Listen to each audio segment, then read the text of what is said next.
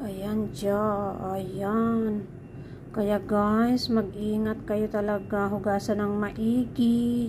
Huwag kumain ng hindi gaanong nahuhugasan. Ayan o, nakatakas siya. Nakatakas, buhay na buhay. Si linta ng gulay. Iba naman yung linta dun sa kangkungan, sa palayan iba. Ito kasi naghugas ako ng gulay para salad ba. Yung kainin na hilaw. Tapos nilagyan ko yung asin yung tubig. Kasi baka may mga, alam mo na, ay ito siya, lumabas, tubakas.